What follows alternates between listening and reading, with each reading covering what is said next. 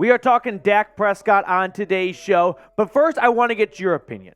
Do you want Dak to be the next Denver Broncos quarterback? If yes, like the video. If no, comment no. I want to see which one gets more likes or comments.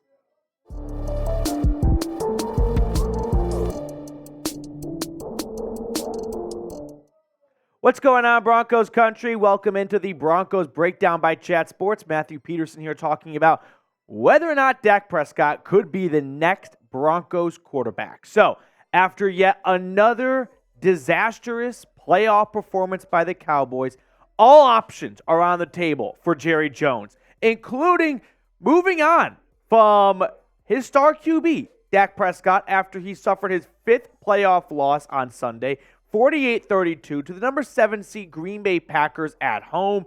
And there are conversations being had in Dallas regarding Dak's future with the Cowboys, I'd have to imagine. Now, some factual basis here. 2024 is the final year of his 4-year, $160 million contract. So, if the Broncos do, or if any team trades for Dak Prescott, they would be taking on a player who's got 1 year left on his current deal. He still has a lot of football left in the tank. He turns 31 years old in July. And if you look around the league, a lot of quarterbacks are almost playing their best football as they get older, as opposed to getting worse as they get older. But Dak is coming off a tremendous year. There's no other way to put it. Like, as fun as it is to probably make fun and poke fun at Dak, which I was the CEO of that back over the summer, he had a great year. 4,500 yards, 36 touchdowns, 9 interceptions, just an overall dramatic boost from the year before where he missed some time and still led the league in interceptions. So smarter with the football, made big plays with CeeDee Lamb. Dak had yet another tremendous regular season, but the postseason woes is why we are here today talking about him potentially being traded from the Cowboys and whether or not the Broncos would make sense as a trade destination, because I have seen a lot of chatter online about trading for Dak Prescott and whether that's a good idea for the Broncos. Now, first things first, before I give you my opinion on it, I do think we have to talk about the contract, because this is not going anywhere. And the fact is, if the Cowboys trade Dak Prescott before June 1st, well, a team will be taking on his $29 million base salary, which for a starting QB is really not that bad at all. But the dead cap hit, and this is what the Dallas Cowboys would be eating, $61.9 million.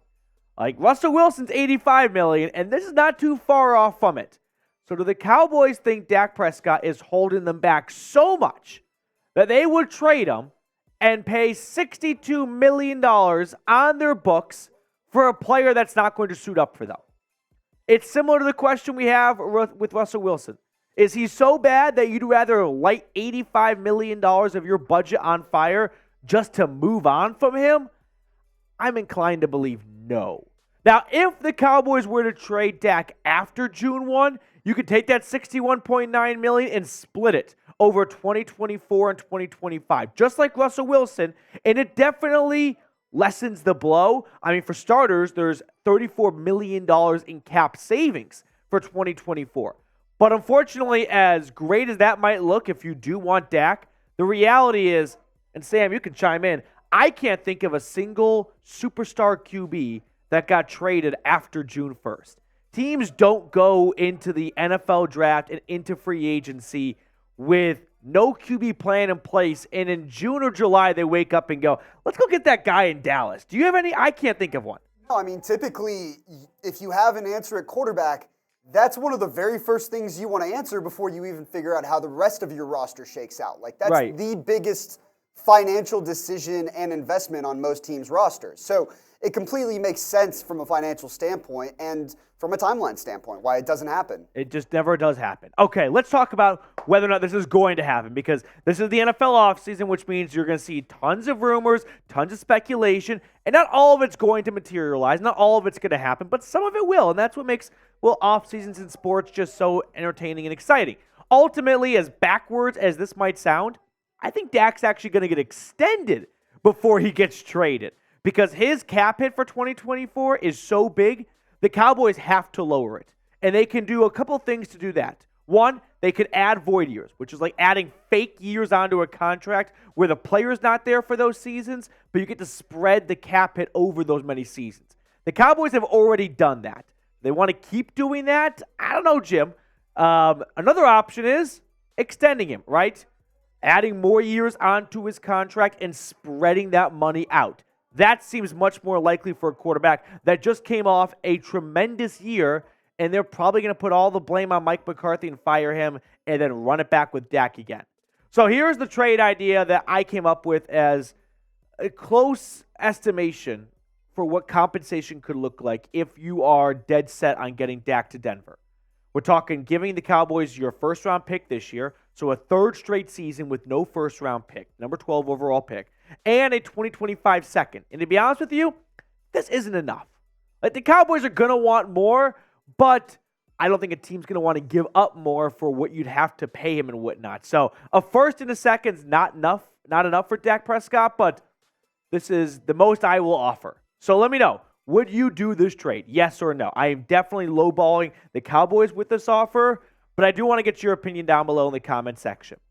For me, as much fun as I have, and I do have a lot of fun poking fun at Dak Prescott and saying he's not a good top 10 QB, he was really good this year, and it's probably going to be a quarterback that would go down as the best Broncos QB since Peyton Manning by a country mile. But the reality is you just can't afford Dak Prescott. Like, you can only budget, in my mind, so much money to each position group, right? How much do you want to spend on your offensive line, your wide receivers, your running back? Well, you're already spending a lot of money in your quarterback room for Russell Wilson.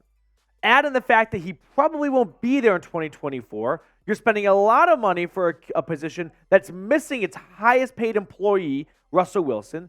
So now you got to get another QB, right? Because you don't have Russ in there despite his contract still being there. Okay, so Jarrett Stidham's still on the books. Well, you're probably going to want to give Jarrett Stidham a new backup. So now you're going to draft a quarterback.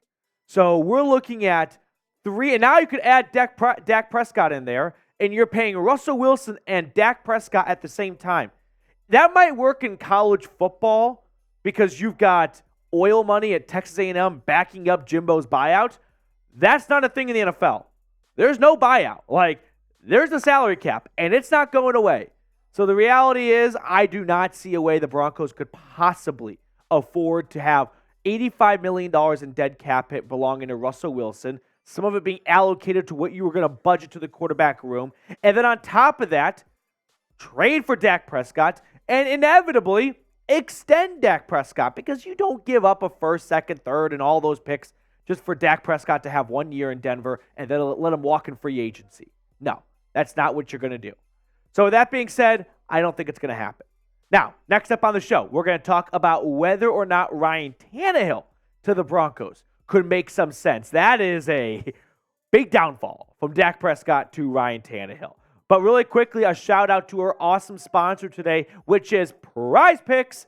Now, unfortunately, Broncos football is over, but we still have playoff games to stay locked in on. And with Prize Picks, you can do that while also making some moolah in the process. Here's how Prize Picks works. You pick 2 to 6 players. Easy enough. Then choose more or less on their projected stats. So if you're a little confused by that last part, let me give you an example. Take Monday Night Football tonight. I'm taking the more on Rachaad White's rushing yards against the Philadelphia Eagles. White quietly has had a top 5 season as a running back this year. That's a pretty low number for a top 5 RB. I like the more there. I also like the more on Mike Evans at 4.5 receptions. Could be his last game as a Buccaneer. I bet Baker Mayfield is going to go to his star wide receiver a lot. And then I like the more on Devontae Smith at 5.5 receptions. No A.J. Brown tonight, so number 6 could be getting a whole lot of looks from Jalen Hurts. So if you like my selections, put some skin in the game. Have some fun this Monday night with me. And go, that sounds a little weird, but go to prizepicks.com/CLNS and use code CLNS for a first-time deposit match up to $100. I put that link in the comments and description of today's video. Let's talk about Ryan Tannehill potentially coming to the Denver Broncos. So ESPN put out a really insightful article that broke down every single team that's currently in the offseason right now. So all the eliminated playoff teams and all the teams that didn't make the playoffs. It talked about what to expect this offseason, some predictions. And one of them was a big, bold prediction from Aaron Schatz. And I thought this one might, garnish your attention. Aaron wrote, the Broncos stuck with a mid-round 1 pick that doesn't give them easy access to one of the top young quarterbacks will sign Ryan Tannehill as their veteran caretaker quarterback for the next year or two. Wow, I am less than excited about this, just like you are. I am not advocating, and I know the comment section is already going to skip what I say and just go down and give me hell.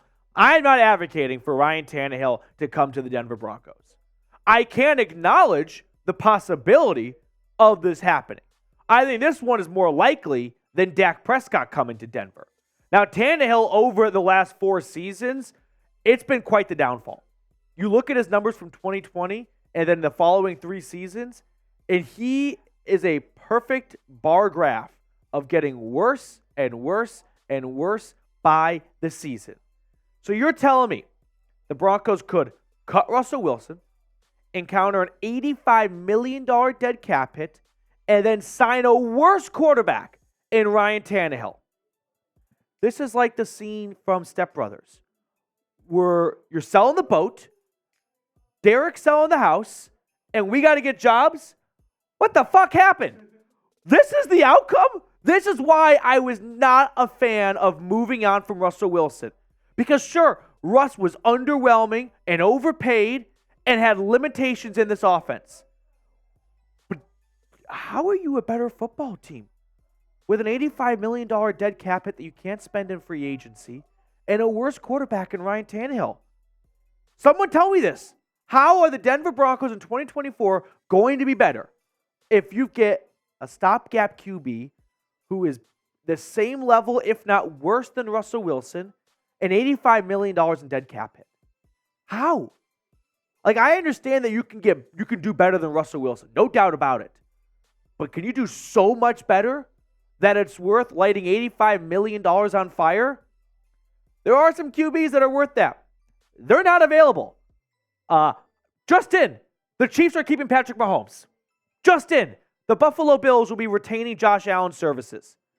Yeah, so bad news. If you're not going to find anyone that's leaps and bounds better, which maybe in the draft you could, and if that's the case, you can still hold on to Russell Wilson, draft a QB, and have that QB either sit behind Russ for a little bit, or you can just have Russell Wilson be an extremely expensive backup QB. But if you had to pick a quarterback, who would it be? Russell Wilson or Ryan Tannehill? Let me know down in the comment section. I would take Russell Wilson.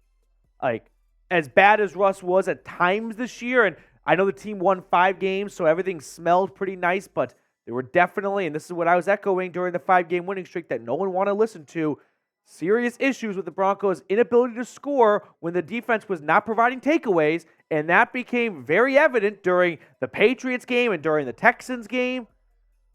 I would still take Russell Wilson over Ryan Tannehill. Now, I do have one sneaky candidate that I've seen floated out there. What about Jimmy Garoppolo? The Raiders are going to move on from Jimmy G this offseason. They're going to draft a quarterback, or they're going to run it back with Aiden O'Connell. But no, I do not see a world where Jimmy Garoppolo comes back to Vegas. So could Sean Payton view Jimmy Garoppolo for very cheap? Because Jimmy G, he signed like a 3-year, $75 million contract last offseason. He'll sign a 1-year, $6-7 million deal, and he'll be happy about it. And maybe that will result in a better 2024 season for the Broncos, despite an $85 million dead cap hit. But there's not a lot of great options out there, let's be honest. That's going to do it for us on today's show. Thank you so much for tuning in. Enjoy the rest of Wild Card Weekend. I'm currently watching the Bills and Steelers throw down early in this game, and I'm going to shoot my score prediction with 9 minutes to go in the first quarter right now. Bills 27, Steelers 9. Sam? I'm thinking a real ugly score in this game. I like it. Score-gami potential? Let's go 19-6 Bills. Ooh, I like yours more than mine. 4 field goals. Yep. For Buffalo. That's going to do it for us on today's show. We'll see you guys later.